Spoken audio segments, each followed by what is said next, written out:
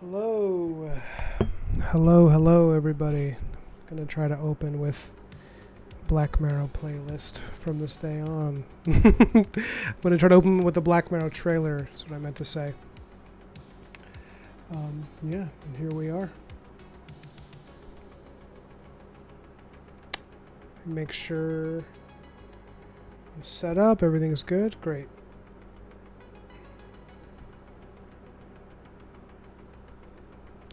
Working on some inks today for this page. Here's what we got so far.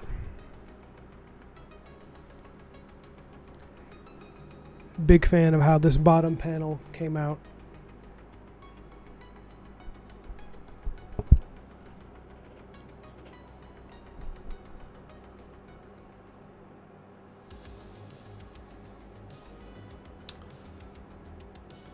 Let me see, maybe I need my light on. Otherwise I'm kind of backlit.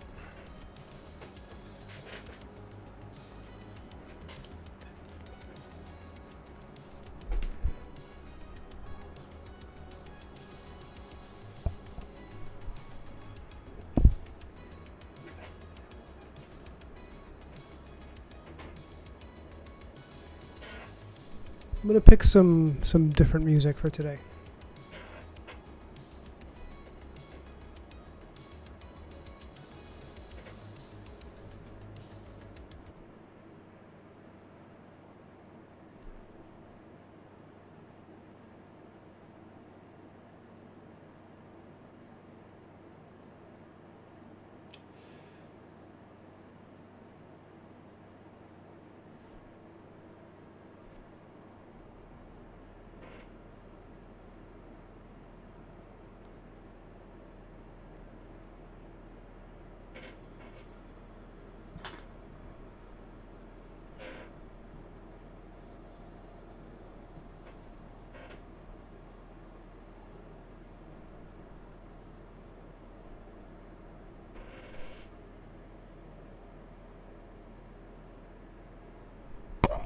Really got to get some lubricant for my chair. My drawing chair is constantly creaking. It's terrible.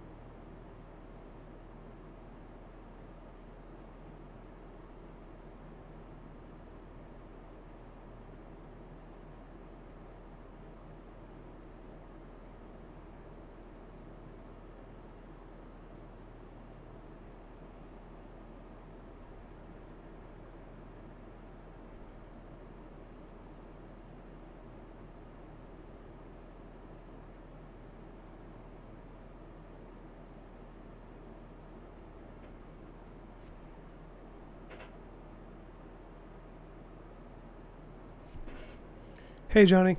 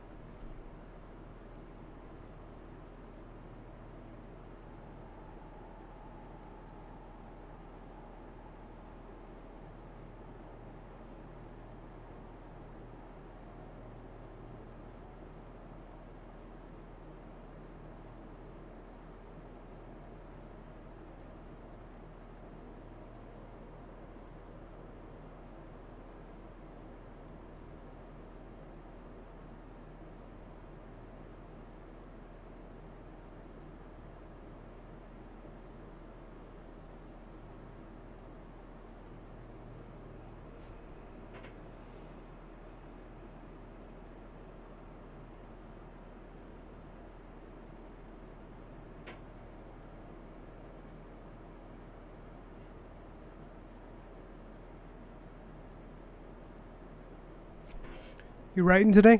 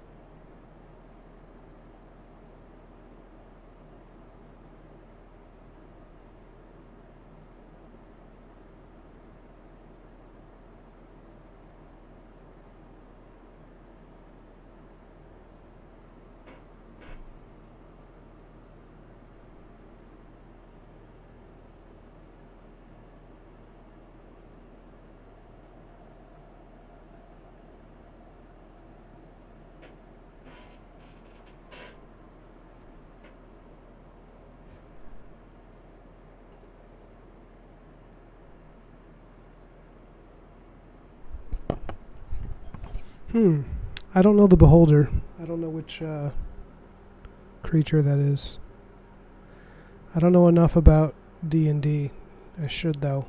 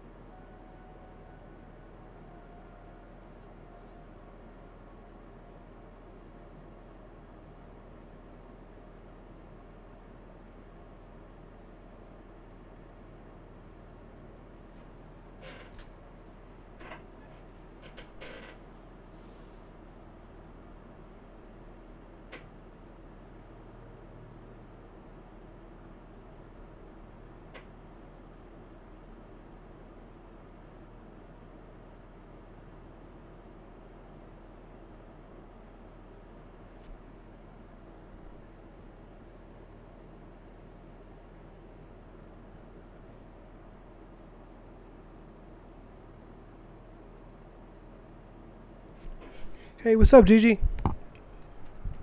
How are you?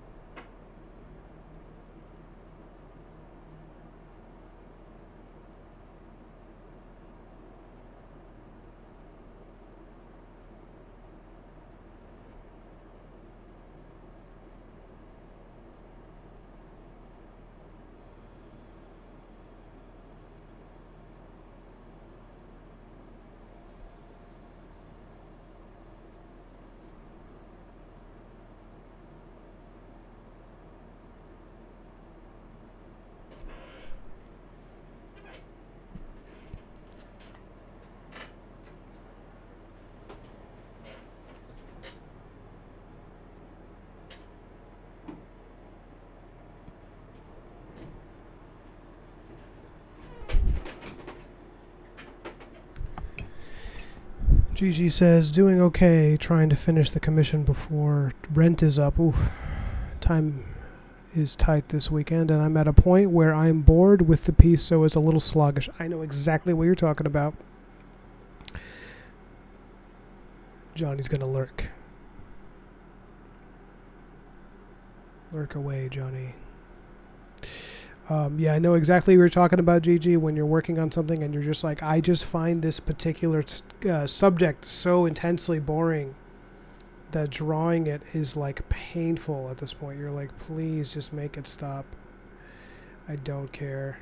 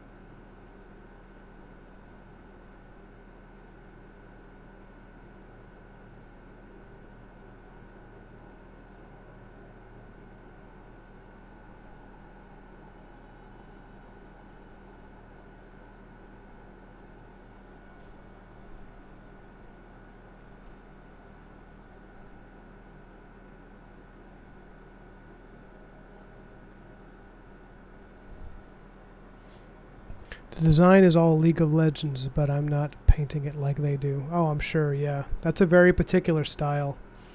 And I'll be honest with you, I personally find League of Legends so, like, bland. I find so much of the stuff... I mean, some of the artists that work on it are incredible and their designs are beautiful, but then when I see like the animated versions of it, unless I'm getting, no, I think I'm getting it confused with that other one. I'm having a boomer moment. Not League of Legends. What am I thinking of? Overwatch? Probably Overwatch. um, League of Legends, yeah, Overwatch, I find the look of everything really uninteresting. It's very like toothless. um,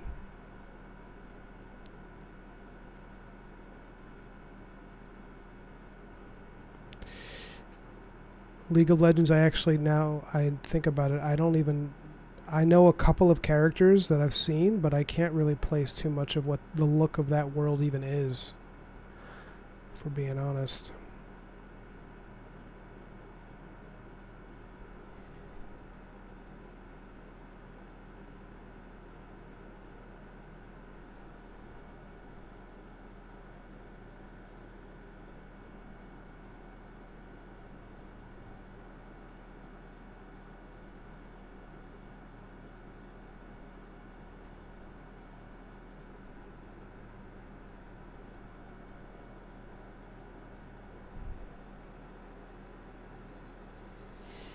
Yeah, the whole Blizzard visual style just isn't something I'd want to have to deal with.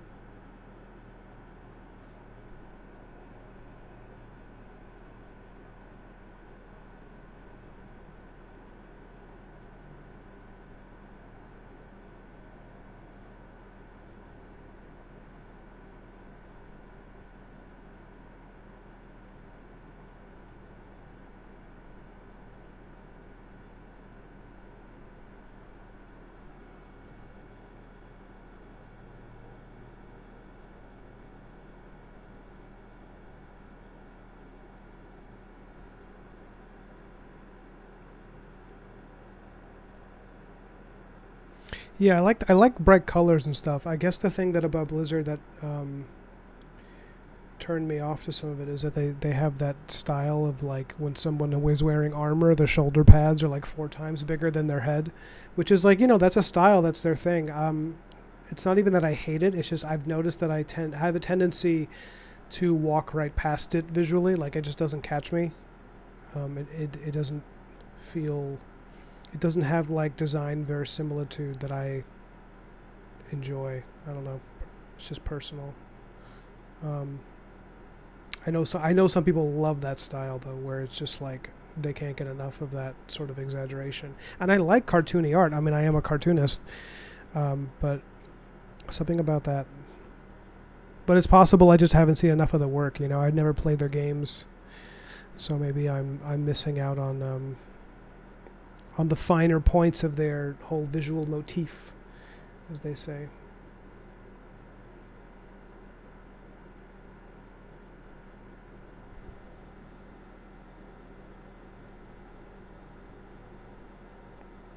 Is the work NDA, by the way?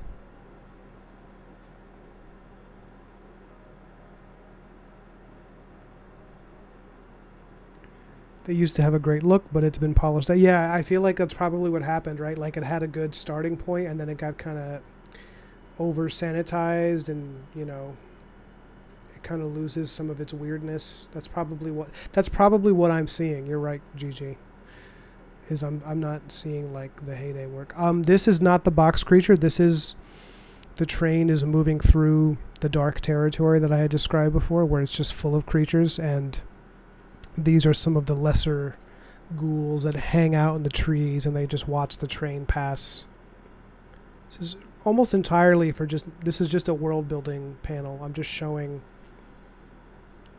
what's happening outside the train, and that's why the monsters are kind of ill defined. They're kind of just these gangly creatures that you're not going to get a very good look at. Um, because I want to show that there's like different degrees of scary stuff. Because when the box creature that you were talking about, when the Simonde brothers, when they get out of the cargo area and they start terrorizing the train, I want them to feel like significantly more dangerous than most of the ghouls you see, where they're like more intelligent, more capable, bigger threats kind of thing. And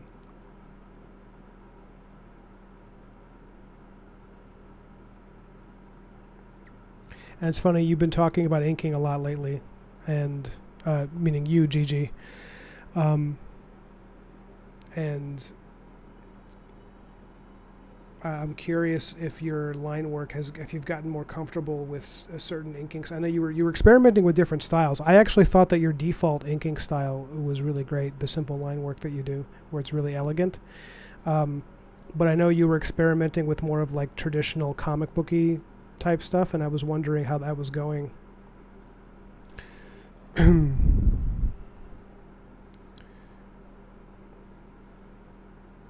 Because I get a lot of questions on my streams about that, and which I found funny because like my style, the way that I'm inking this is just like, I don't even know how marketable this would be to the big two, you know. I think maybe this would work really well on like a Batman book, doing it this way, or Swamp Thing, Constantine, any of those darker characters. I have a variation of this that I do when I'm working on things a little brighter, you know. It's like, obviously I don't have this much line work, but I have a fair amount. I've been going back to this recently. I was doing more of a painted style for a while, and then I was realizing I'm way stronger here. Like, I'm way better and more comfortable when I'm just using lines to make a point about what you're looking at. And I just kind of have been embracing it recently, just being like, stop trying to be something else, stop trying to be, you know, stop trying to follow in anybody else's thing. Just like, a lot of people are not that comfortable doing line work, you know, and the fact that it's easy, or that I find it easy, I should say, or at least find it comfortable, means that I should probably be doing a lot of it, because it means that I just, you know, if you have an affinity for a type of art, you should explore that. And, you know, do whatever you want. It's art, you know, explore everything. But for me, as someone who's been doing this professionally, it's like, I'm realizing my career probably would expand a little faster if I did a little bit less experimentation, and at least experimenting with different identities, and just like embraced this part of myself that's just like sees art in terms of line. And honestly, the other day I did that, and now the other day I concluded that, I should say, and I'm flying through pages. I'm just like, and I'm having a great time. Like, I can't wait to draw. Like, I've been more excited to sit down and draw every day than I have been in a while.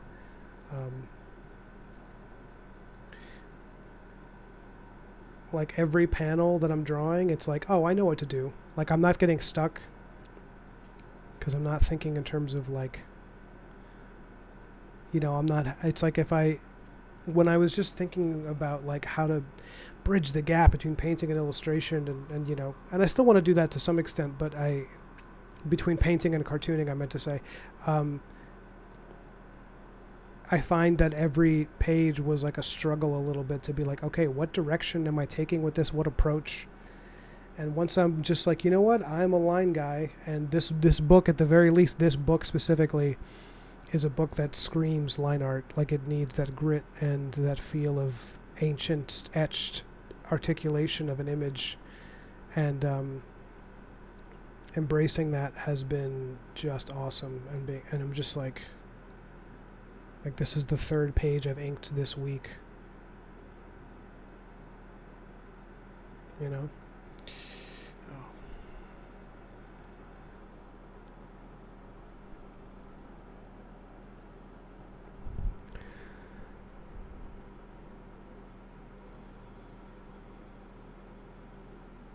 Oh, so yeah, you didn't like the heavy line stuff. You went back to your default. That's cool. Well, the work you were doing was really good. If you were discouraged based on like superficial factors outside of yourself, then I just wanted to let you know that you were doing just fine. And if you're not comfortable with it, if you're having that feeling of like this doesn't feel right when I ink this way, sometimes it might be in a matter of experimenting to find the right tool, and being like, oh, this one really works.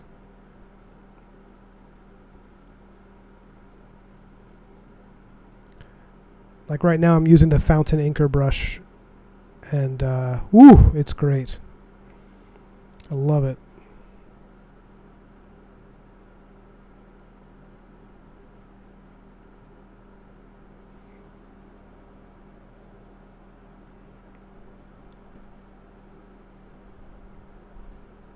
Look at this spindly ghoul.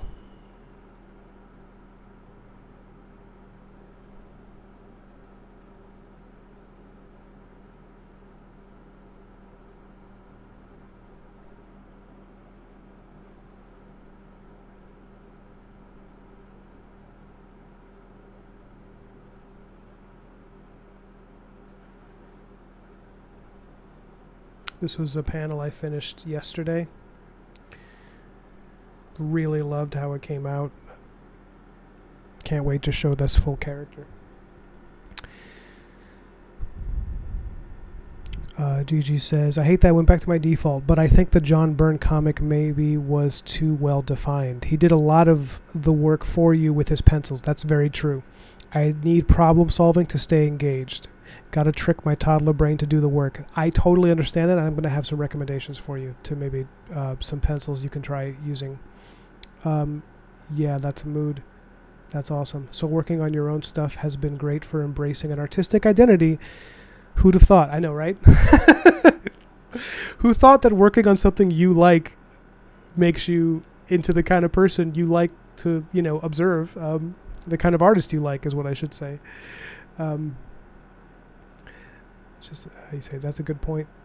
Johnny Pearson says the Rocketeer was cool. The Rocketeer was cool. What makes you think of him? The artwork for the Rocketeer is some of the best comic art I've ever seen. That's like there's even one by John Cassidy in recent years, which I thought was great. I thought the art was great. I didn't like the story so much on that one. That was after the original writer had died.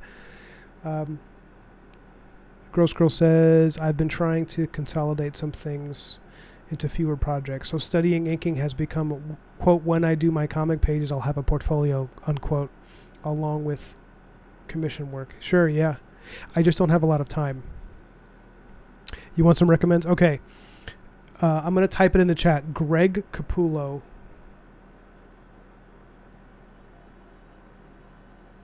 I think I'm spelling his name right. Oops. Oh my God. I can on Discord I can send you a link to his. So, Greg Capullo is a very, very famous Batman artist. Maybe one of the best. Maybe one of the best artists to ever work on Batman. He's a penciler. He doesn't do his own inks in the comic. And he worked on Spawn also. You probably know him, actually. I feel like, I don't know why I'm explaining it to you like you wouldn't know who he is. But he worked on Spawn in the 90s. He worked on Batman for like a decade. You think he's still doing stuff for it? Really great artist. His pencils are very loose. So he has this great relationship with inkers where it's understood like Greg's going to sketch it out and keep it loose, and then the inker is going to do a lot of the decision making about the shape of the line and how it takes. And as a result, his work looks really different when it's inked by different people. But what's good about the reason it still reads as Greg Capullo is because his shapes and his character designs are so strong. They're so uniquely him. He has a way of drawing everyone that is super consistent and bordering on like, it's like cartoonish, but then the anatomy is kind of realistic. He knows how to walk that line really well. It's like crazy awesome stylized art, and he keeps the sketches loose, and then the inker, whoever inks over him, just has a field day with it. And it's really cool because I've seen people ink Greg Capullo who do like really fine, nibby, scratchy inks. And then I've seen other artists who do like inkers who do like big, thick, black chunks, you know, to say where the shadow is. And they both look great. So yeah, you should, if you can find, I'm sure there's pencil sketches of his you can just download, you know, like where he uploads the pencils. Johnny says, I'm looking at a drawing in this DM guide of, a Dungeon Master guide of a girl that has a jetpack just like the guy in the movie. Oh, okay. What Dungeon Master guide has a person with a jetpack? I thought these were typically medieval fantasy, but maybe this one's like science fiction. Gigi says, it's a little bit out of my sphere. I don't read a ton of superhero stuff. I knew his name when you said it, but not an image of his work.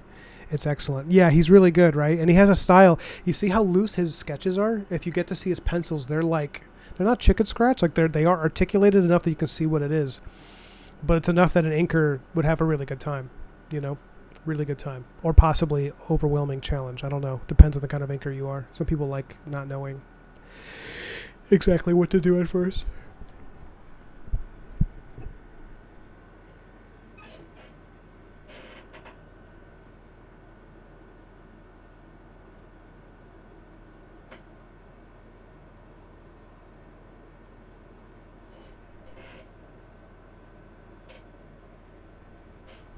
Do you play D&D too, Gigi?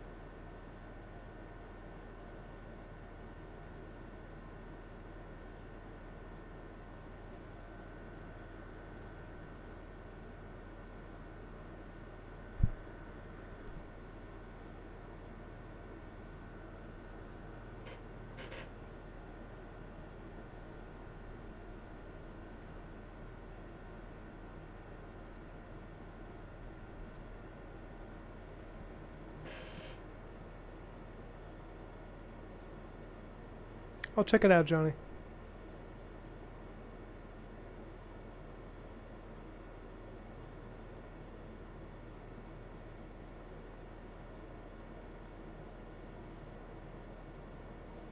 I've been really wanting to get into a D&D campaign.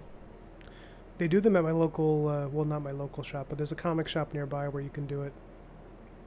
They also do it at my local one, but I just moved here 9 months ago, and it's a little hard making friends when you work from home. Like, I've made friends, but it's mostly at the gym, which is, like, not where you find many D&D partners. Occasionally somebody pops up, but, yeah.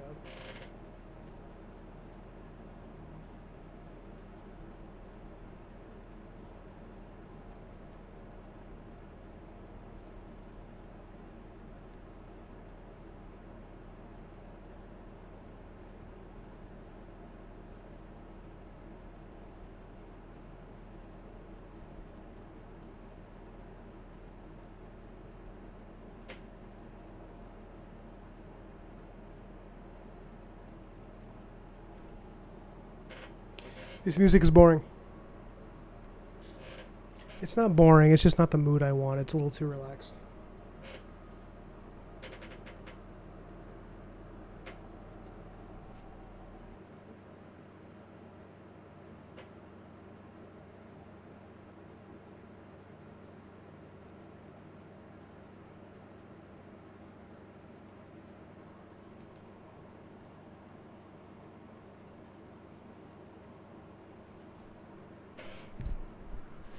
Hold up, sorry.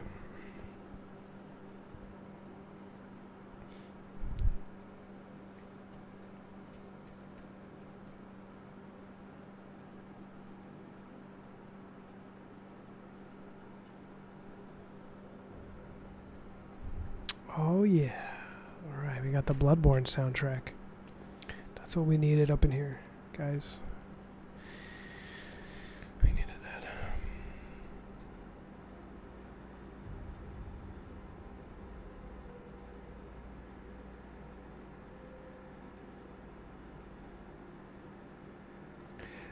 Just go, Johnny? You mean just go to the... To what? To the D&D meetups? I feel like, don't you need to be invited into a campaign? You don't just show up? And I actually tried. I actually befriended a guy at the local shop, and I was like, let me know when you have a new campaign, you know? And he was like, absolutely, yeah. And then he just never contacted me. I don't want to pester anybody. And I live down from like a half hour away from Red Hook, New York. Not Red Hook in the city, but Red Hook here in the country. And I got a really nice comic shop called Mega Brain. And they have D&D games there. And I'm actually friends with a bunch of people that work there. Or frequent there even. And let me lower the music a little. And they invited me to Saturday games, and I was like, cool. And then it's like been incredibly difficult to do it because there's so many family obligations. So it's just been one of those things where it's like I've been looking at D&D from afar for like decades, where I'm like, oh, this would be so fun, and I maybe won't get to do it for a while.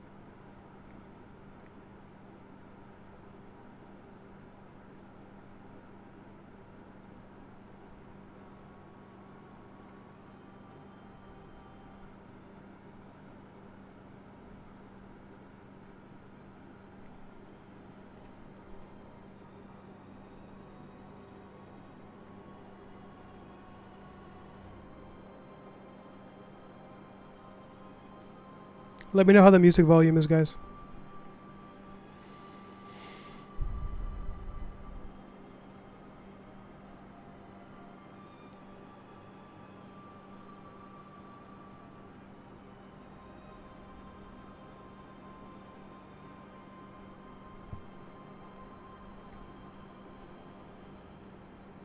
Hi, Patricia.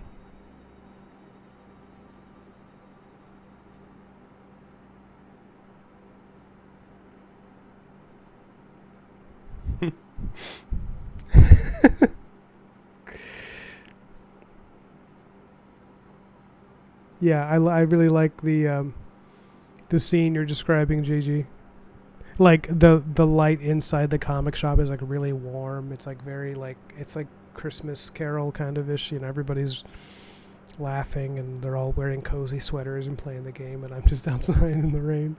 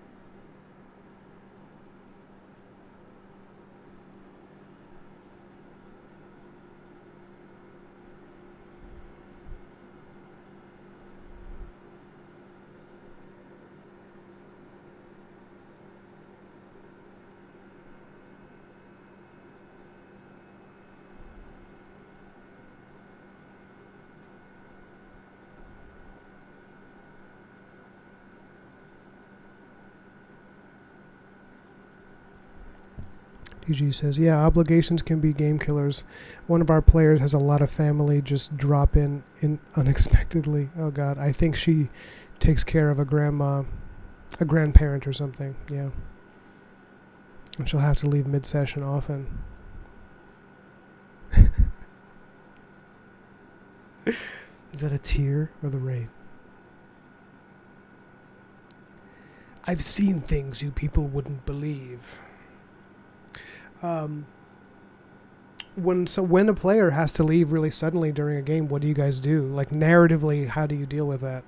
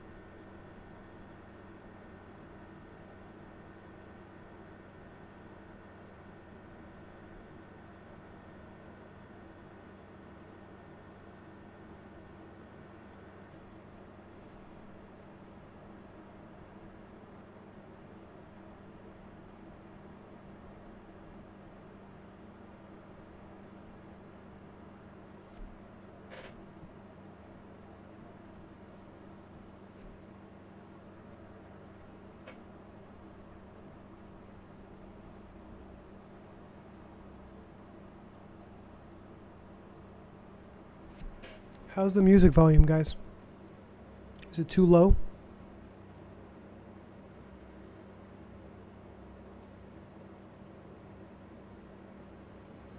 I see.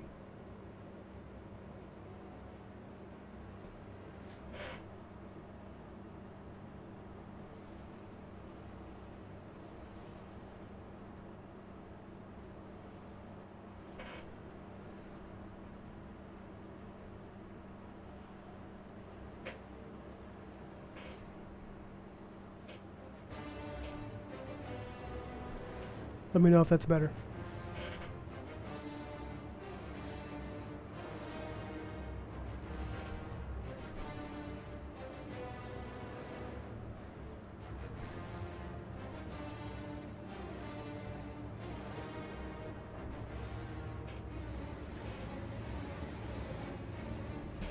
Edgar, what's going on?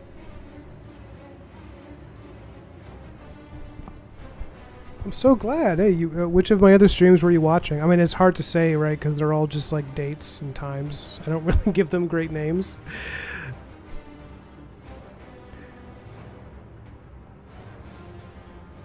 Except for that one video that I just called Meathead Tries Drawing.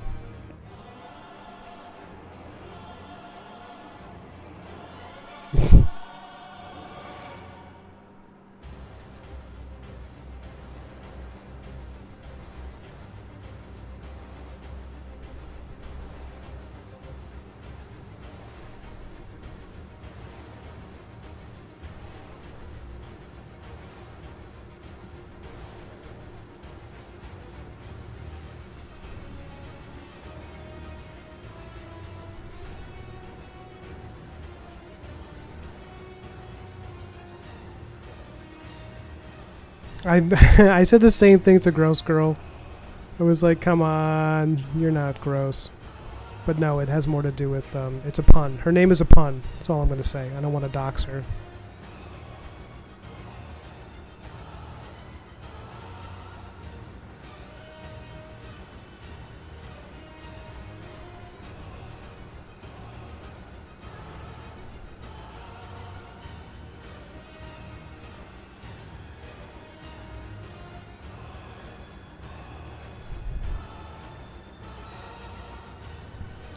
Patricia says, I was invited to exhibit my sculptures of my superheroes in a comic book shop. That's amazing. But the shop closed down due to conflicts between shop owners. That would have been an awesome experience. That is so infuriating. I'm sorry. Crap like that happens all the time. You get your foot in somewhere and then just, yeah. It closed down because of a conflict between the shop owners. That's mysterious. That's vague. I don't like that.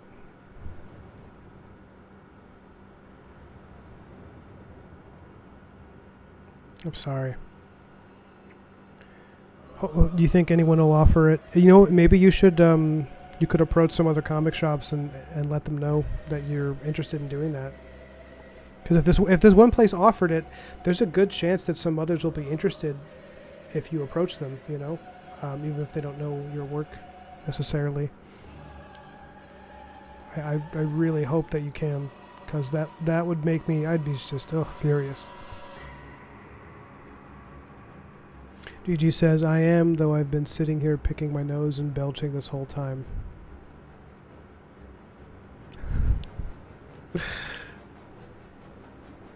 That's what I imagine you're doing all the time, GG. Just whenever I read a comment from you, I imagine that it's very nasally because of your finger up in your nose.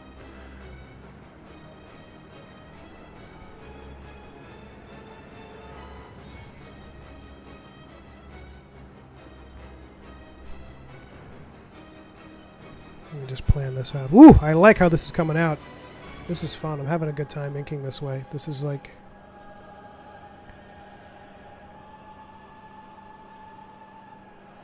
This is definitely striking the mood that I wanted.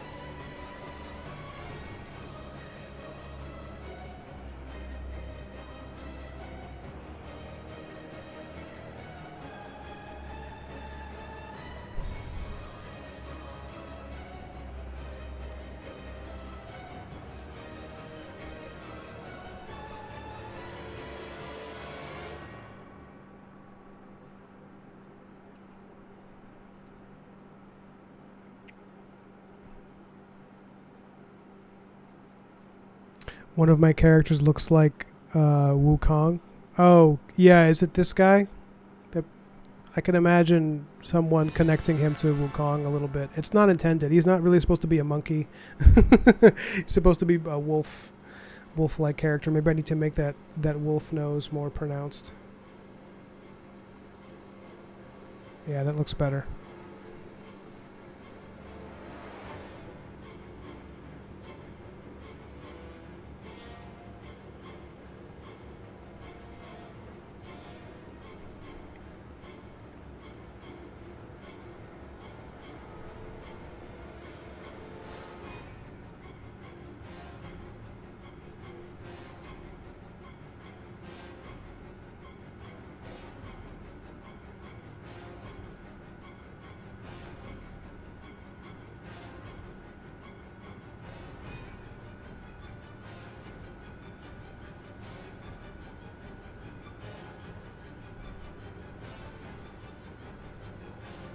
You're the World of Warcraft nerd from South Park?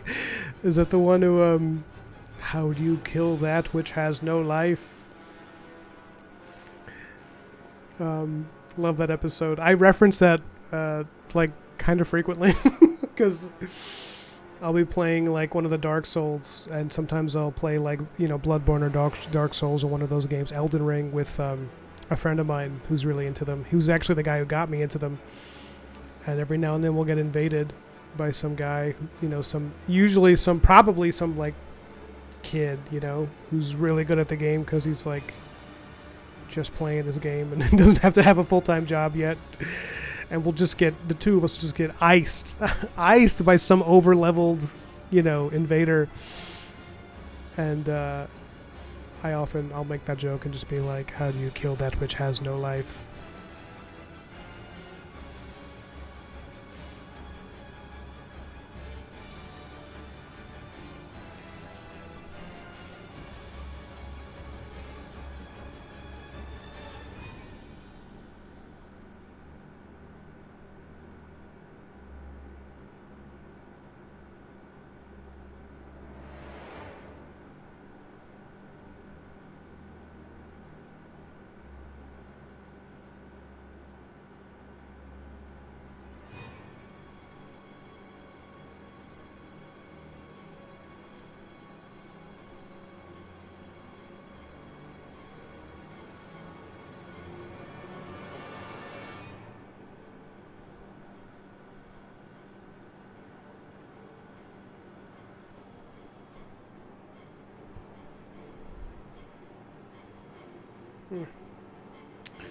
Oh, this game of trying to figure out. Oh, I see. I left it open at the top.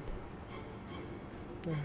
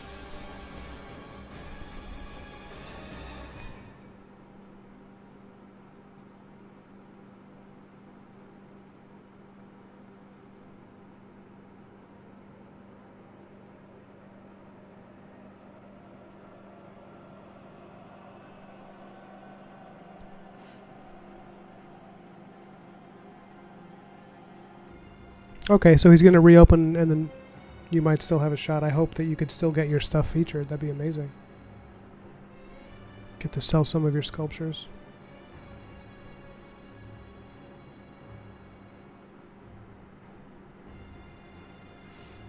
Which ones have you played, Gross Girl?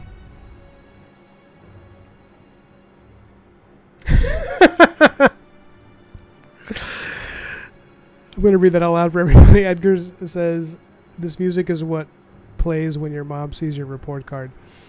That's very true in my case. I was an awful student.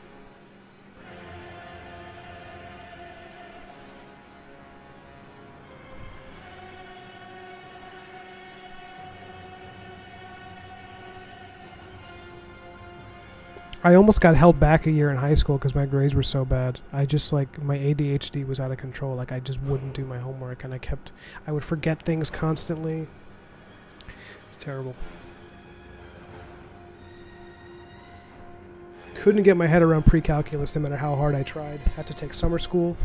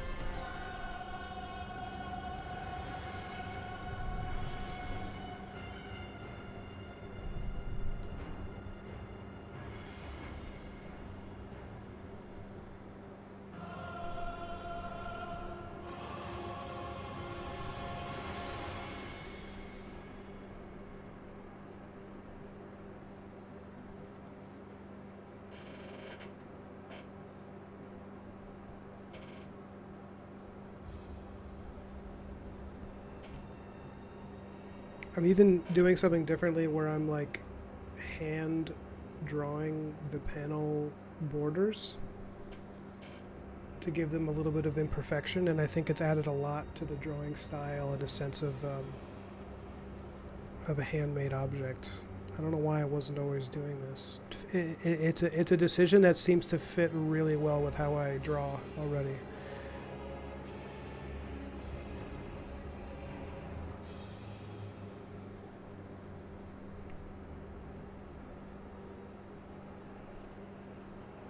I'm even considering, perhaps stupidly considering, hand lettering this one, but it might be too much of a big difference between book 1 and 2 if I hand letter it, but it just feels like it would be really fun to do that. Probably very time consuming because I'm a very wordy writer. Like when you guys read Black Marrow 1, those of you that are planning to read it, it's going to be like parts of, I mean, I'm not, Chris Claremont wordy, but there's parts of it where it's like, it's a bit novelistic, it's just, I don't know. I like this idea of like giving somebody their money's worth when they buy a comic. There's plenty of, if you're good at prose or if you even want to be good at prose, if you suspect you might be, you should be unrestrained in how much of it you put in your comics.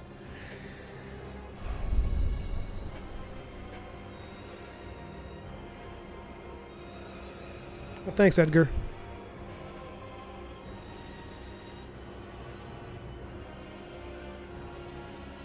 Oh, yeah. Gross Girl, that's such a good point. You can make a font out of your own handwriting. I forgot about that. Okay, I gotta learn how to do that. I gotta learn how to do it.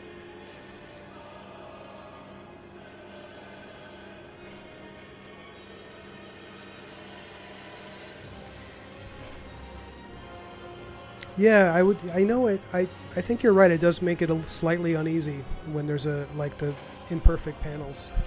The imperfect line. It's still generally going straight, but the little quipples in it, the shivers, I think that it adds something.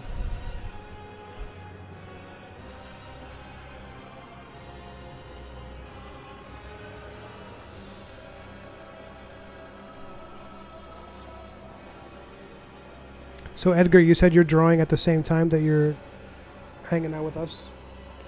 Tell us what you're working on.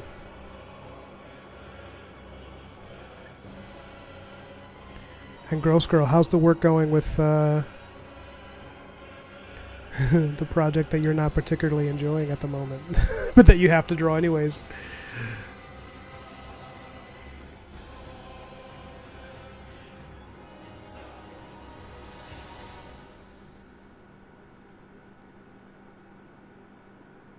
Yeah, because I just got over that hump like, not yesterday, but like 2 or 3 days ago, where I finished a project that I was not enjoying.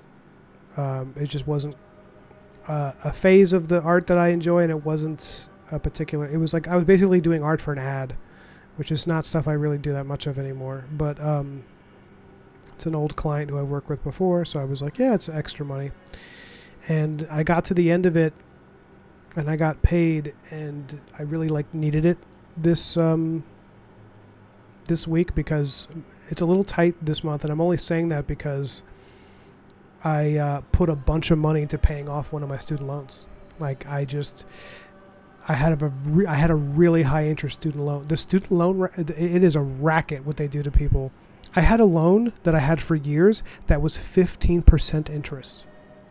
It started at 12% interest, and then because of inflation over the past year or two, it jumped up to 15% interest, which should be illegal. It's such a high amount of it. I was blown away at that interest rate and how it was crippling. So I just dropped thousands of dollars to just pay it off, and my student loans have been a huge source of stress for a lot of my life. I'm 38 now, but the amazing part is that once I started doing this for a living and I left behind the day jobs that were making me unhappy, I started making more money doing this and, mentally happier. And, I've been able to, over the past few years, I've been able to pay off one of each of the student loans like a year, setting aside a few $1,000s and just paying it off. and it's all money that I got from drawing. Like, it's, you know, and I'm not saying that to brag or to, I know sometimes people are annoyed by hearing stuff like that because they're like, well, I'm not making that money doing it. I understand. It's frustrating because I was at that point too where I was living paycheck to paycheck doing this. But you know, you just keep going. You just keep getting better. And anyone watching, I promise you'll get there if you really put the work in and you just try to adapt to the market within reason and just like be nice. There will be work for you. People always want to have work from real artists. AI isn't really going to take too many jobs outside of studio spaces. I hope.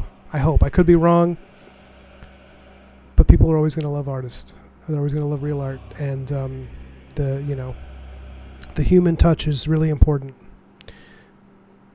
And if anything, you know, AI, even though it has caused a lot of problems for artists, there's also been like a pushback against it that has created more enthusiasm for art, you know, with like the AI generative images. They're like, people are like, I'm fucking sick of looking at this.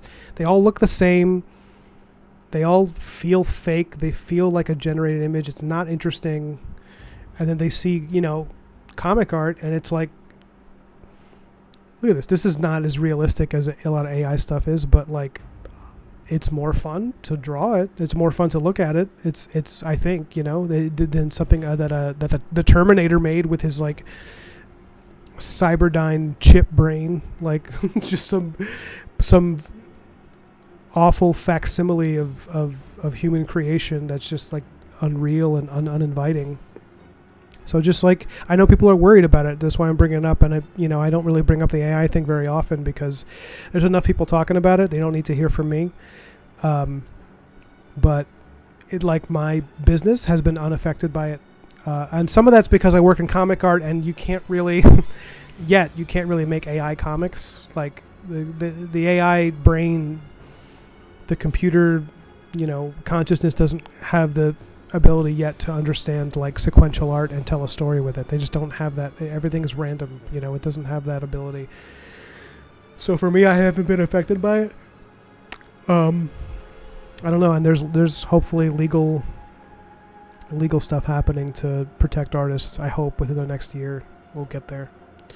But yeah, I was just reflecting on it, like paying off a student loan with drawing and just being like, my God, dude, if I was still working the day jobs I was doing years ago, not even the boxing coach stuff I did, because that was early. That was like when I was in my early 20s. This is like, I'm thinking in the years that followed when I came to the city and I was doing stunt gigs, or when I was working as a teacher at a special needs school for like 4 years. Like it pays very badly and it's very stressful.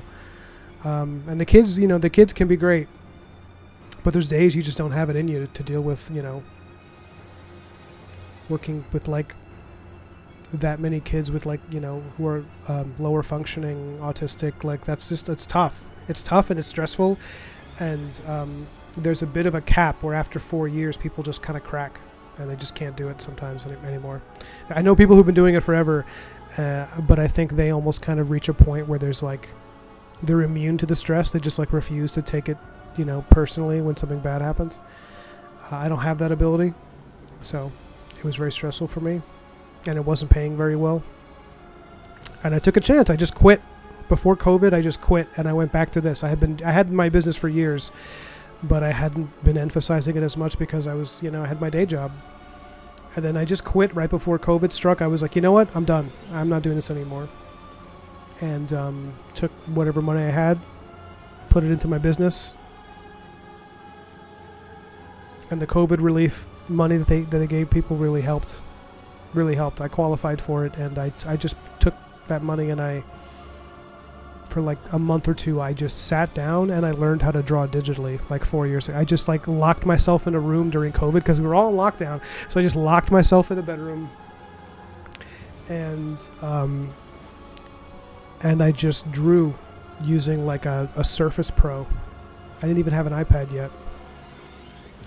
And just really tried to, you know, learn how to use layers and Photoshop and all that stuff. And then after a few months of that, I started making money. I upgraded to an iPad, and then after a year of that, 2 years, I worked up to my Huion, my large tablet. And every time I would make extra money, I would put it back into the business and be like, okay, upgrade the equipment, upgrade. Everything's got to keep getting better, fancier. And it doesn't mean you can't work off of an iPad. I know there's a lot of pro artists who do, and I actually do a lot of the time myself. I think the iPad Procreate app is possibly the best thing at all, in all possible worlds. But it's hard to stream using it. But yeah, I guess I'm saying all this just to encourage people to, like, I know not everybody, we can't have everybody be a professional creative. It's like the world can't support that many creatives. We need people doing the physical jobs, the hard jobs. We need people cleaning the sewers. We need people running the country. We need cops. We need firemen. Like, all that stuff makes life livable in the modern society. I just, don't never forget that if you want to be an artist, you could be one of those people that makes life beautiful, And it's ironic I'm saying that as I draw ghouls. But I think there's a kind of dark beauty in horror art anyways. But I don't know, I'm reflecting on it, so I'm just talking out loud, and I apologize if you guys want me to shut up, but these are the things I think about this week, because I just dropped a bunch of money to pay off a student loan and the student loan that was crippling me for years. It was so much interest, and I just couldn't get ahead of it, and it was like hurting my credit. And my credit's gotten a lot better over the past few years because I've just been paying all my bills on time, doing art. And then finally paying off that loan, it brought my entire loan down to such a moderate thing that it's like easy to handle now. And I'm like, within the next 3 years, I'll be debt free, I think. Which is something I never thought was going to be possible with the money I was making before and the way I was living.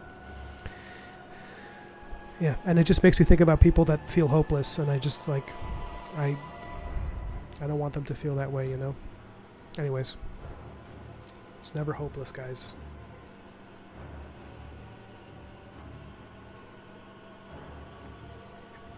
Sorry, I haven't been checking the chat.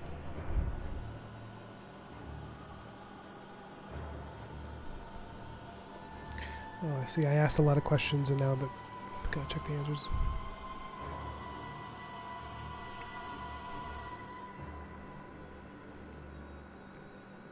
Gross Girl got pretty far into Bloodborne. Not sure if I made it halfway, but I'm not in the beginning anymore.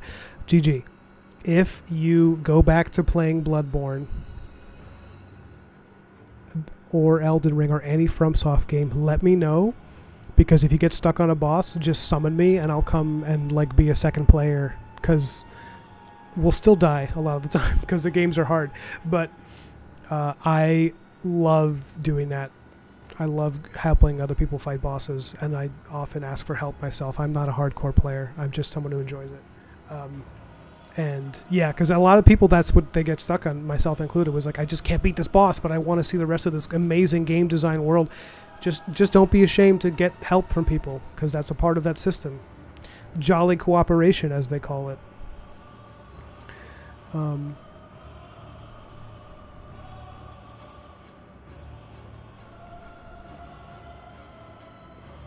You started Dark Souls 2 and got bored. Dark Souls 2 is probably I think most would agree that's the weakest of the Dark Souls trilogy. I started with Dark Souls 3 and I loved it. I think you might like it if you are a fan of their general look. Patricia, were you also a bad student? Is that what you mean? DG says, which was a lot of it. Yeah.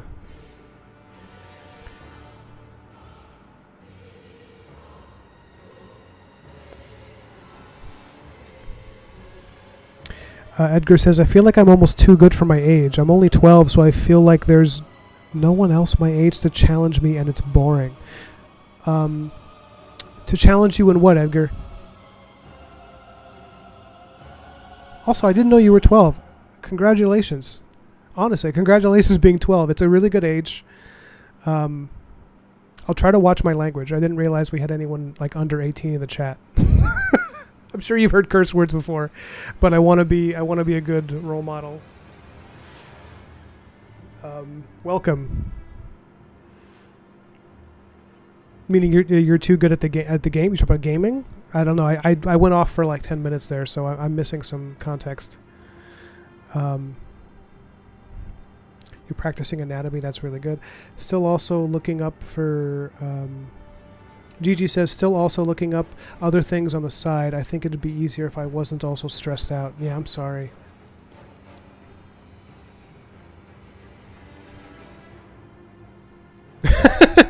Edgar, I'm not saying don't go to college. I because you may not need student loans. And if you do, it's not hard to be smarter about it than I was.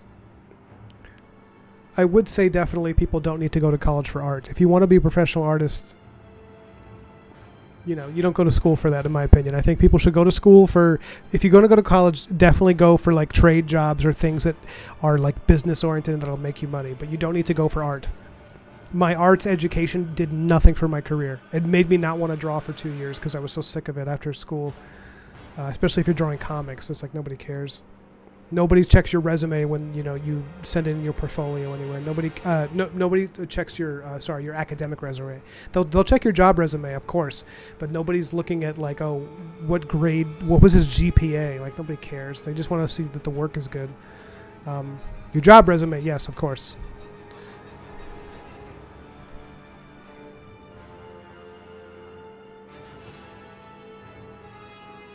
Gigi says.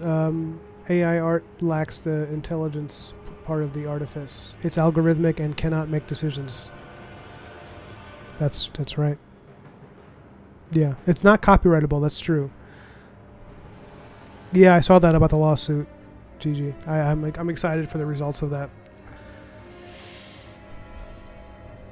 Yeah, and the artists have been winning. Ah, it's so nice that it's finally happening. Gopal Soother, what's up? Gopal. I'm sorry if I'm pronouncing. Is it Gopal Sudhar? Please let me know if I'm horribly butchering that name. Oh, you don't like the background music? It's from it's from Bloodborne. I'm playing copyright free. It's not copyright free, but you don't get struck for it because it's a video game music. I can switch to something else if people want me to switch.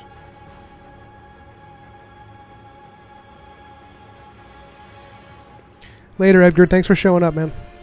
Be good.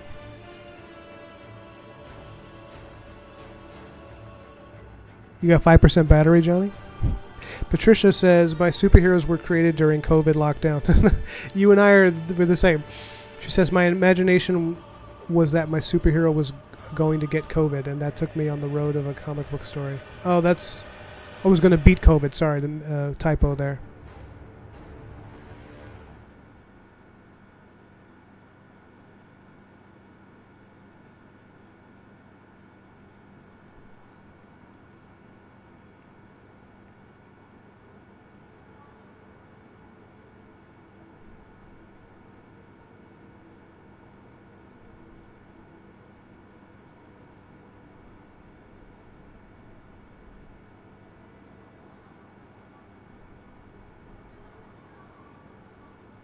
I agree with what Gigi says. Oh, Edgar's back. And there I was sending him off to go be good.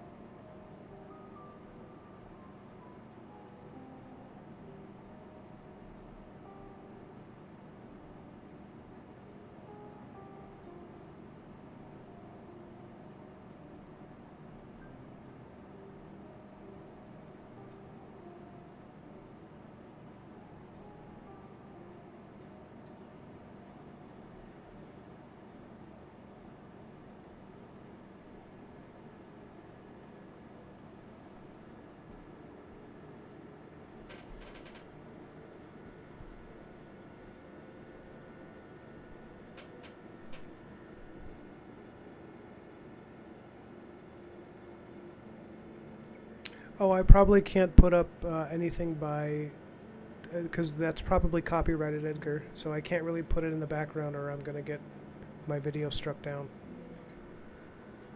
That's why I pick certain music, because I can only do things that are copyright free.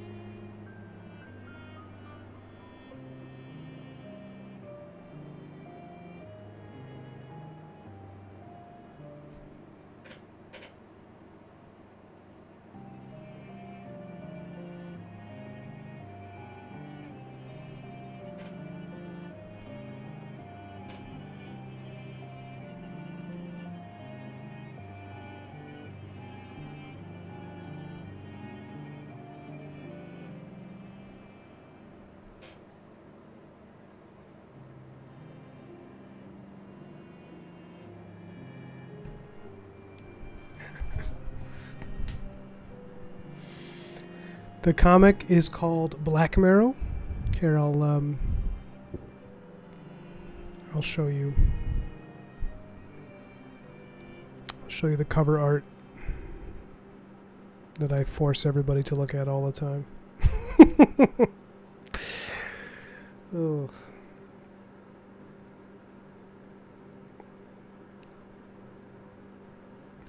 Here, let me bring up some of the cover art.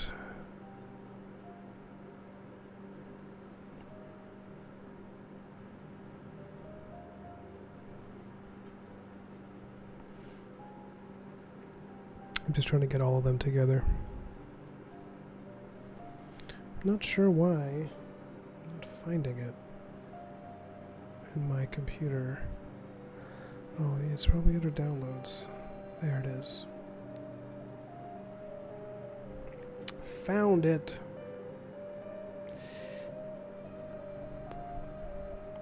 So the comic is... Oh, I opened Krita by accident. Oh, go away, Krita. The comic is called BLACKMARROW. This is the cover for the preview comic. For anyone watching, it's currently sold. Scout.com. It's coming out in August. And this is the cover for book 1, which is the first full-sized issue. That's coming out in October. So this preview is going to be shipping out any day now at the end of August to people who pre-ordered it. It's only a 9-page short story. It's like $3.75, I think. This is going to be, I think, $7.95 for a 60-page comic, for those of you wondering, which I think is a pretty good price for a big overshot, oversized one-shot. But it's going to be a series. The whole series is going to be one-shots. I'm going to just do like 2 or 3 a year that are all 60 to 100 pages. That's the plan. Yeah, it's so someone could get this and this, the preview and the first issue for like a little over $10, maybe 10 or 11. I don't know, maybe 12. Probably, well, with tax and with shipping, it'll be like 13 probably bucks for the whole thing, for both books. But yeah, I mean, that's this is what it is. But I'm not saying you specifically, Edgar, should necessarily spend money on it, because it feels sleazy to advertise to to someone who just told me he's 12. But if you want it, I mean, I don't know how the politics of your household, and because when I was a kid, when I was your age, I didn't have very much money. I had my allowances before I started working, so. Ask your parents, unless they give you an allowance to spend whatever you want, so then you can get it. But, careful what you spend your money on, or you'll end up a teenager who can't take anyone out on a date.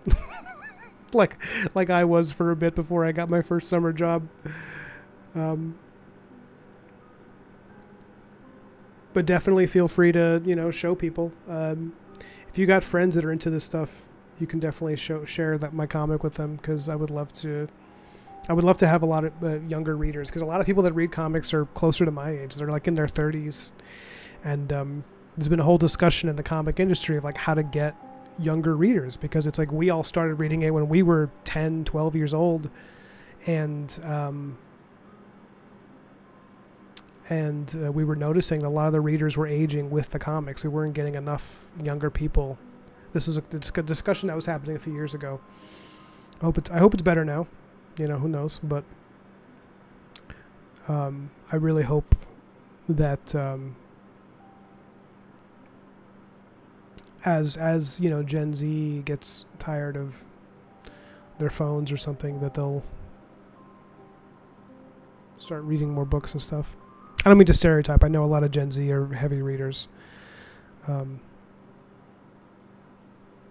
But you're not even Gen Z. You're like the next generation. You're generation like 001. Right, Edgar?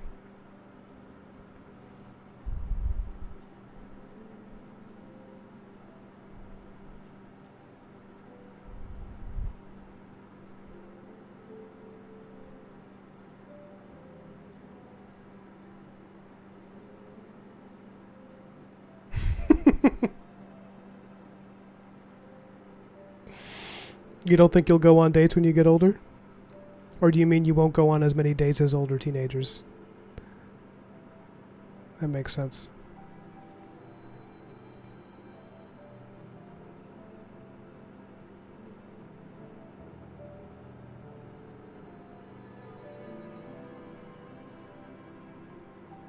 Yeah, when I was like, yeah, I don't know what you do when you're hanging out, but when I was like 13, 14, I would go to the mall because I grew up in New Jersey, and the mall is where everybody would go to hang out.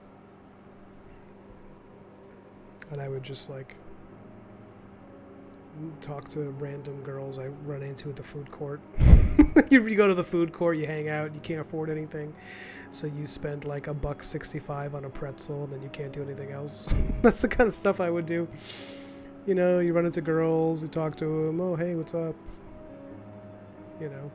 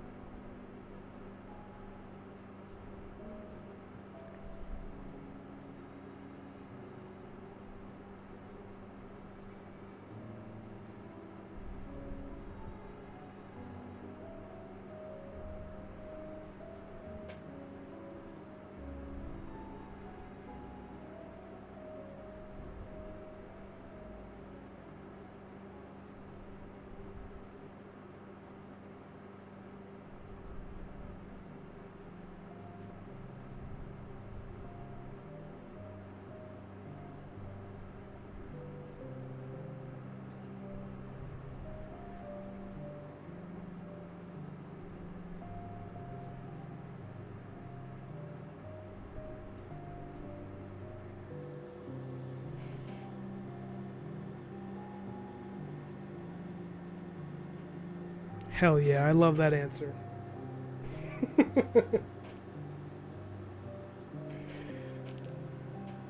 Girls hesitate to come up to you because you're so good looking. I knew it. I knew I had a stud in the chat.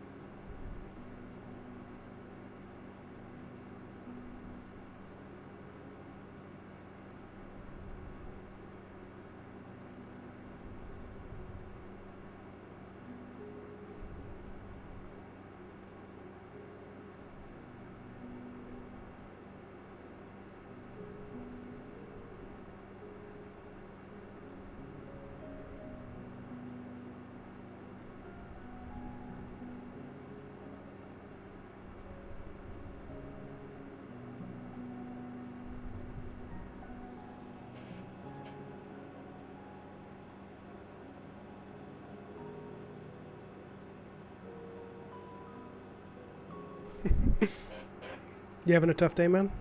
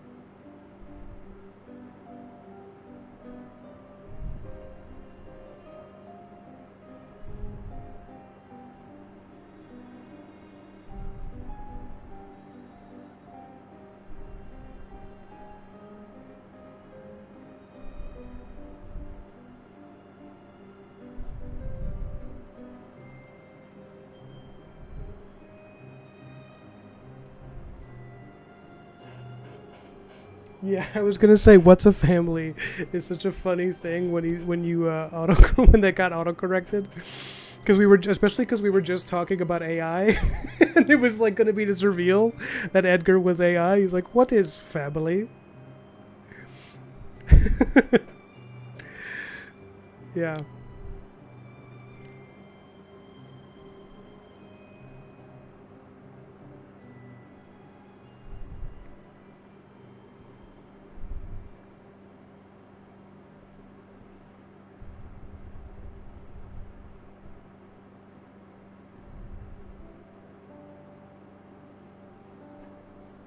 Yeah, those are his proportions for sure. This character is someone who is, you're witnessing his first appearance.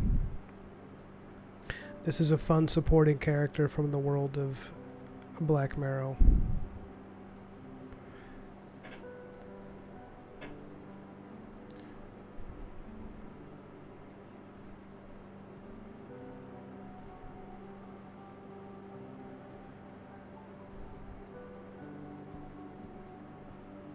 That's him on the bottom right too. That face looking back, the half face, not yet revealed.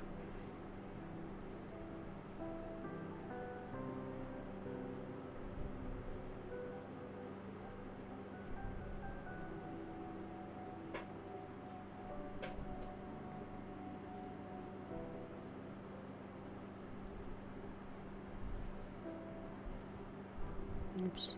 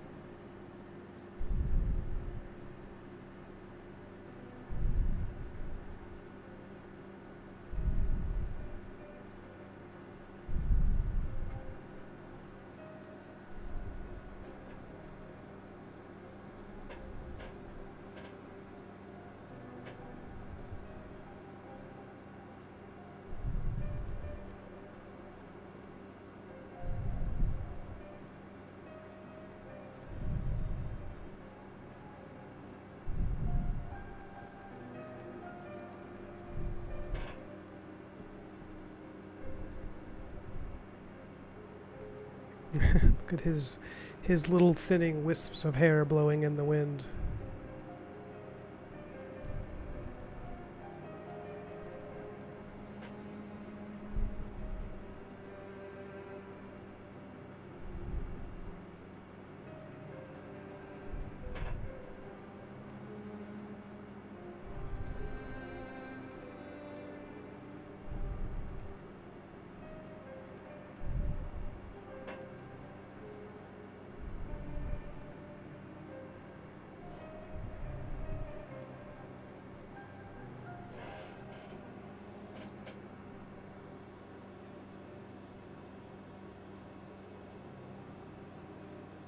You were trying to say, "What's a femboy?"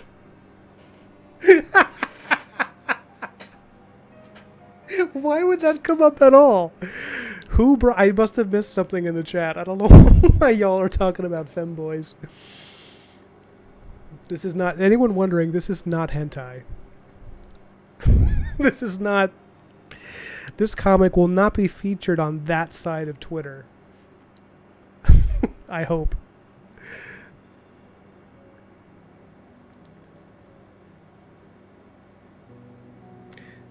Good night, Edgar. Sleep well.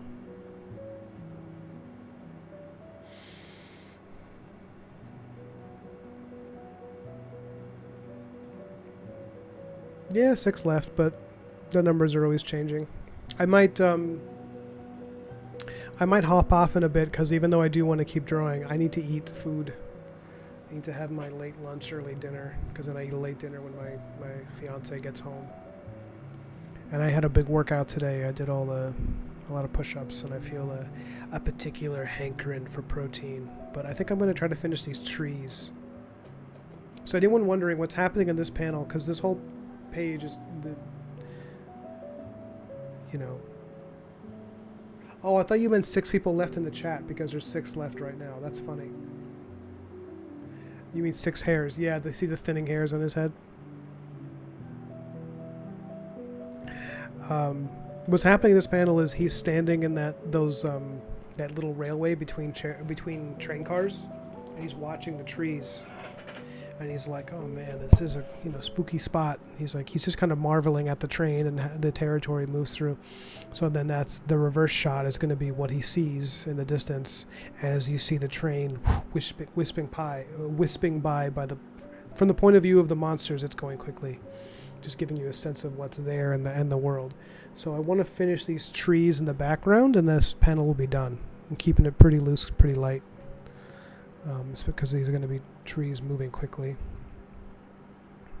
So let's see. This might be the best way to do this.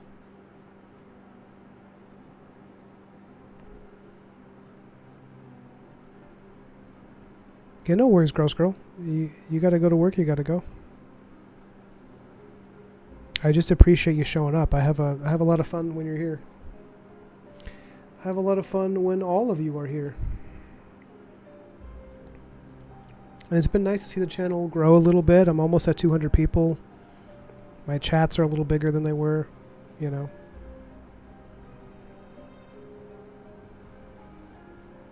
when I first started, I was getting streams where like nobody would show up.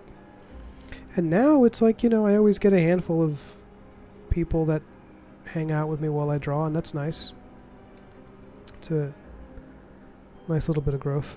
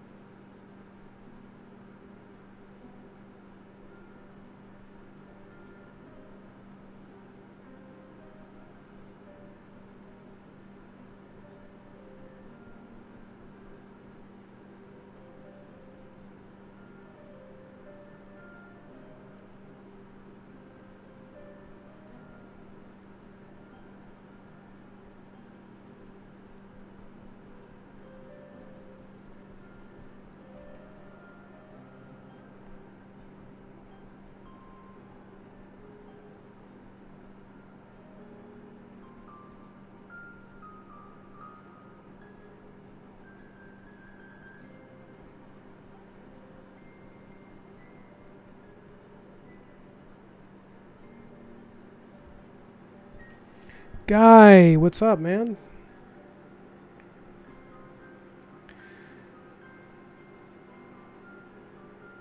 should definitely go for a walk instead of watching this. It's way more important that you go out walking. Trust me. But I really appreciate you coming by to say hi. Things are great. I'm really happy. The work is coming out nicely. Here, I'll show you the page real quick. Inks are flying this week. I was telling everybody in the chat I've embraced a different style. Not even a different style, just kind of leaning into a certain style that I was already doing. And it's made this faster and better. So yeah, I'm getting like a few pages a week, I should say, like 2 or 3 pages a week while doing freelance work. So I'm moving way faster and feeling really happy with the work. Like I think it looks, better than some of the other pages I was doing. I might even have to go back and clean up some of the others so that they're up to this standard,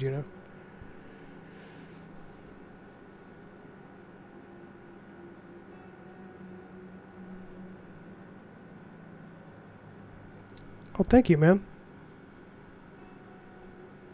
I appreciate you saying that, because that's a part of what I was talking about when I was like embracing a particular style. Was just kind of feeling like um, I'm a very good at drawing. I think relative to my painting. My painting is decent. Like I can paint a little bit, um, well enough that it looks nice enough. But I don't think I'm like as nearly as good at that as I am at drawing. And so I was like, I need to just embrace the fact that this is going to be more about drawing than painting, and maybe my career will be more about drawing than painting. Like maybe that's the type of illustrator I am.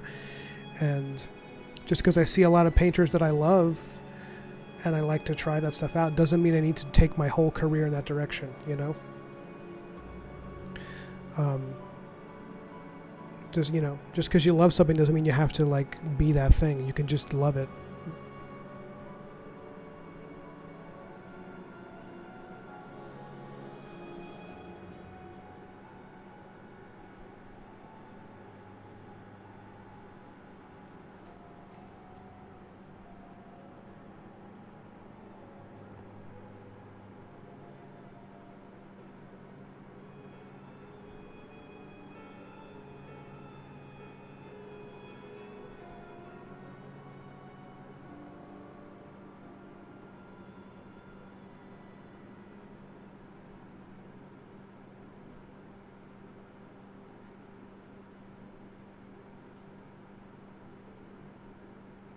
That painting guy, the one that you posted of the werewolf in front of the moon, such a beautiful piece of illustration. I really loved it, man. I meant what I said. It was like, it made me think of like the classic science fiction fantasy covers from the 70s that are just like really fun, there's a kind of unself-conscious fun about it that I was just like very into. It's like, this is awesome.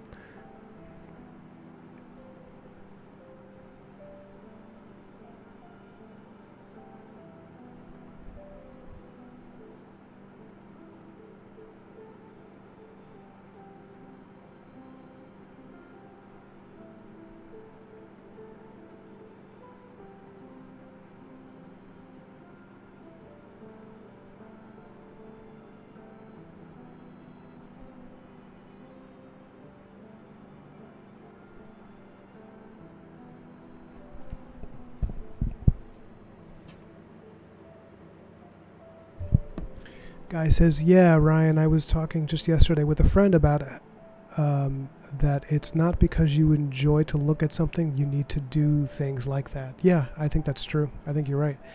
After all, it's about doing what we have pleasure doing. I'll try to do more of that stuff. I'm just taking a breather this week because I spent like 3 weeks working and running towards a lot of stuff. Yeah, that's a lot, man. But that is cool you're getting after it, man. You're working like a dog. It's great. I mean, hopefully not overworking yourself, but I'm just celebrating your work ethic, my friend. It's awesome. The stuff you've been posting recently has been fantastic. That werewolf painting, you did that in Krita, right? Because I know you said you use Krita now like full time, or no?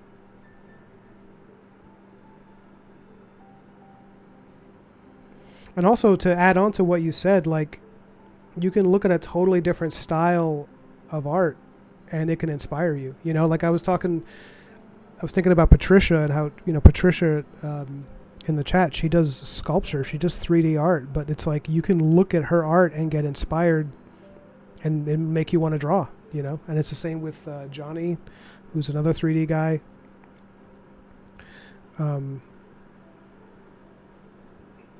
Like I just watched Alien Romulus. It's a pretty decent movie. Not perfect, but pretty good. And I thought the art direction was really great. It had a certain look and feel that just was kind of dark and beautiful. And even though that's not really the kind of thing I'm making, it inspired me. It had a certain, there's a feeling to it where I was just like really blown away by, the art direction in general. And it made me want to go home and draw. But it wasn't even that I was working on anything remotely like that. It just gave me that feeling of like somebody, there's not one corner of this world that did not get somebody's full attention. And that's exciting to me as an artist.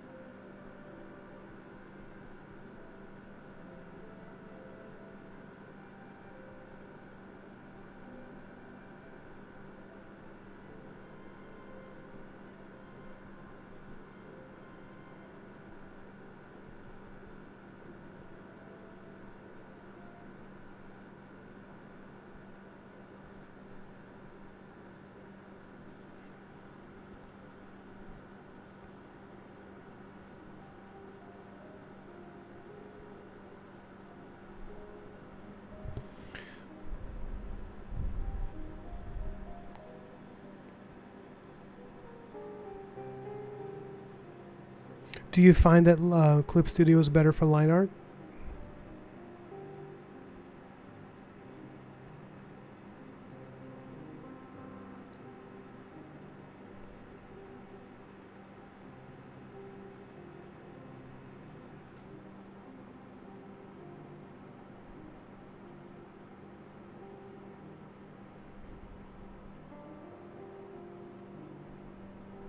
Yeah, I agree with you, Gigi.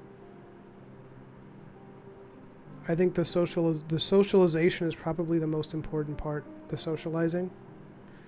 Um,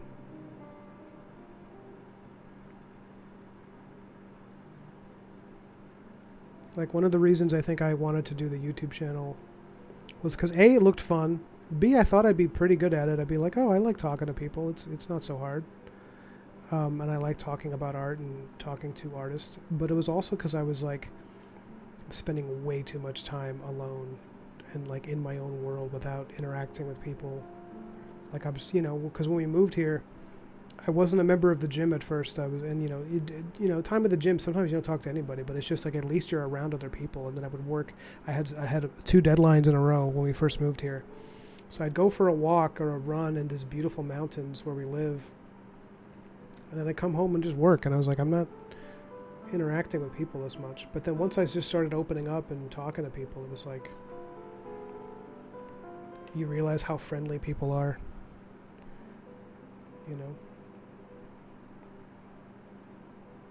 But someone said, I told someone this exact thing, and then they said to me that it was because of me. They were like, oh, you just have one of those faces that people think you're harmless. So couldn't possibly harm a soul.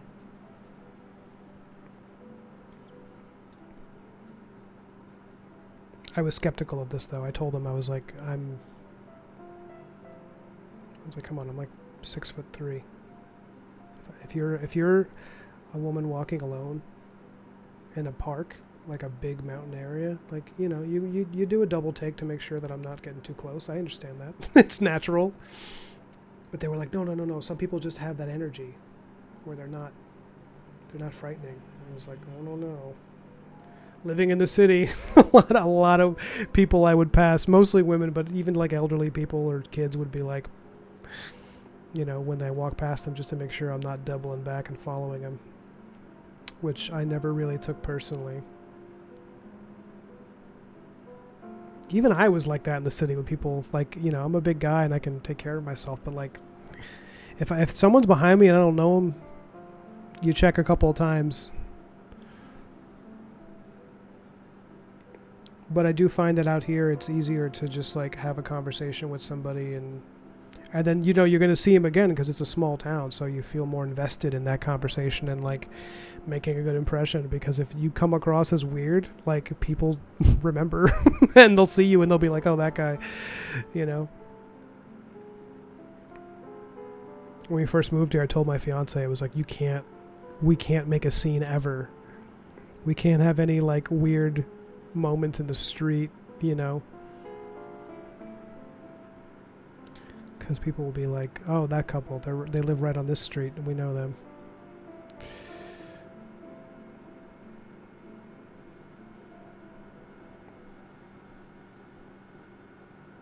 I think this panel might be done.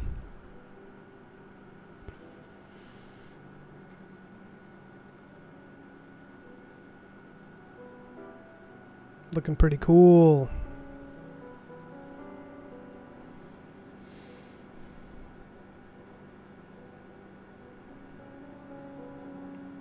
I have noticed that there's periods where you're more active and somewhere I don't see you for a while.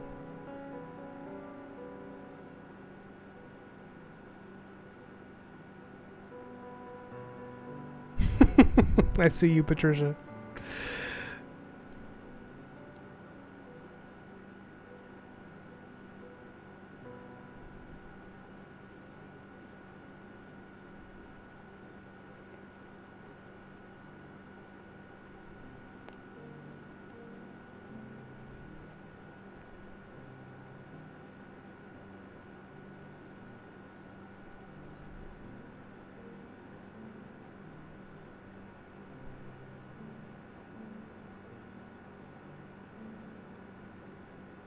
You gonna show Gross Girl's work to your wife, or which of us are you talking to? Because your wife is also an artist, right? I think you told me that.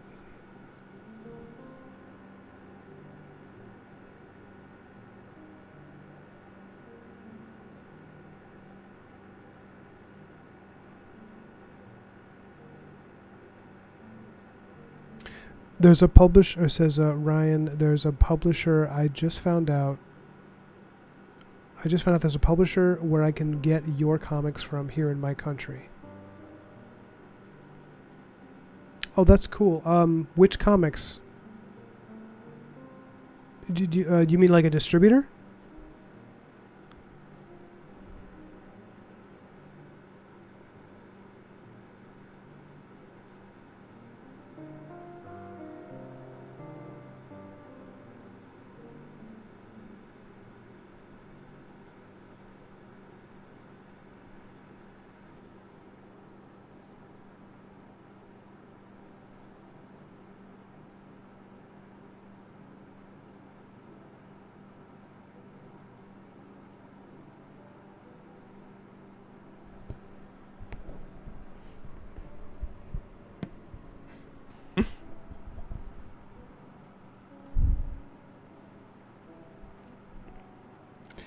GG.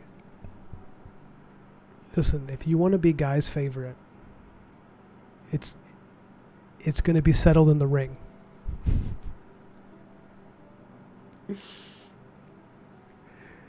I'm going to have to probably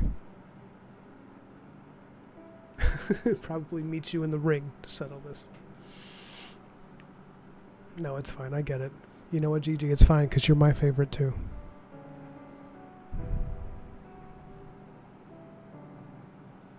That's great, man. So there's a distributor out there that carries Scout Comics. That's great. That's good to know.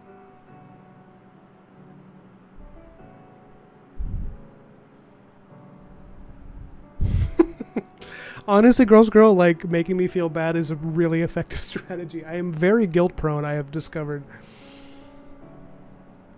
I don't know if it's the Catholic upbringing.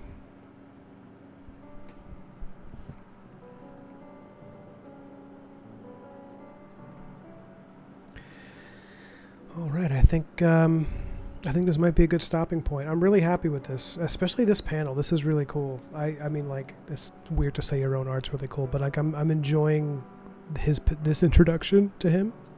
Is different than what I had in the script, but that's what's so great about drawing your own comics based on your own scripts, is that when you draw it, it's like a second draft. This is the introduction to this character standing between the trains watching the monsters in the fields. And the conductor's like, "Sir, it's not safe to be between train cars, you know." And he's like, "You don't need to worry about me, train man." Something like that.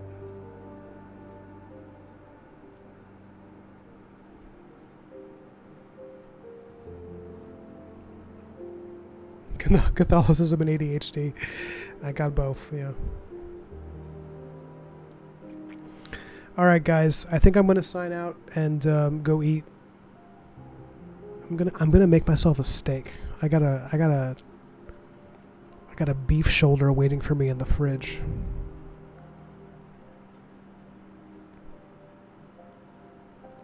Patricia makes a very good point. And don't I know how low blows work? Oof. I still feel that. Let's put it this way. I used to have a much deeper voice before I caught those hits. No, that's not true. All right. This is it for today, I think. I don't think I'll be back on tonight, but I'll try tomorrow. I will enjoy my beef. Love you guys. Thanks for showing up. This was a really fun session. Oh, wow. You're 5'10"?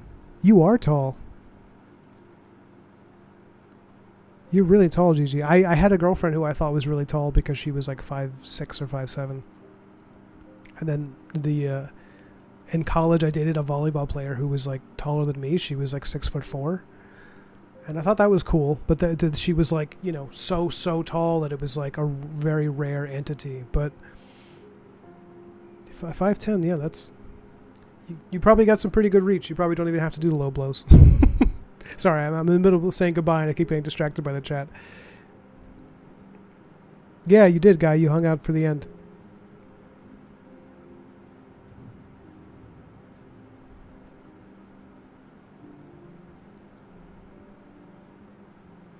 All right, guys. Good night. I'm gonna do the thing where I sign off with the Black Marrow trailer for anybody watching this after the fact. Let me just save this.